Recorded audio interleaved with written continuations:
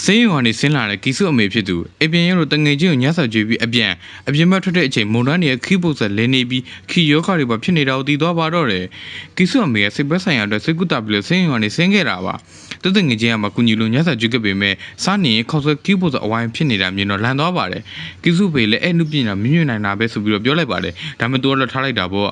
နောက်ရကြလေပြင်းမုံတန်းနေတက်နေတာပါအဲ့ချိန်မဲ့ကီစုတငယ်ချင်းကကီစုကိုအမြန်လာခေါ်ပါတယ်ဘာလို့လဲဆိုတော့ကောင်းငွေမရှိနေတဲ့အဝိုင်းကြီးကကီစုနာမည်ကိုခေါ်တော့ဖို့လုံးနေလို့ပါသူလည်းပြည့်ပေမဲ့တတော်နဲ့ပြမိတော့ရက်လိုက်ရပါတယ်အဲ့ချိန်မှာနောက်ကျန်းသူတယောက်ကလာကူပေမဲ့လေသူကရေပွဲနဲ့ပါသွားပြီးတော့ပြန်ပြကြတာကတည်သွားခဲ့ပါတယ်ကီစုနဲ့တငယ်ချင်းလည်းပြန်ပြေးမြက်ကိုပြေးပုံးခဲ့ပေမဲ့ရေထဲပါသွားခဲ့ပါတယ်ဒါမဲ့ကံကောင်းစွာနဲ့လင်းငိမ့်သွားတော့မသိခဲ့တာပေါ့နောက်တော့ကီစုရဲ့မိသားစုကကေပြီးအရင်အိမ်လည်းပျက်စီးသွားတော့နောက်တိုင်ပြောင်းနေခဲ့ပါတယ်ဒါမဲ့မကြပါဘူးမိုးတိုင်းထပ်ပြပြီးနောက်တစ်ရက်ထပ်တည်သွားခဲ့ပါတယ်အဲ့ချိန်မှာလူတယောက်ကကီစုအပေါက်အနေချောင်းပြီးလာဖွန်ကြောင်ရင်းနဲ့လက်မှာခီးတွေထွက်လာတာပါနောက်တော့တကုံလုံးဖြစ်သွားပြီးကီစုကိုတတ်ဖို့လုပ်ပါတယ်ဒါမဲ့အပြင်ရုပ်တဲ့အချိန်မှာတော့ပစ္စည်းကူတူနဲ့တိုက်မိသွားပြီးတော့လီမုန်တိုင်းနဲ့အတူပါတော့ကဇဒန်းလေးလည်းပြီးဆုံးသွားပါတော့တယ်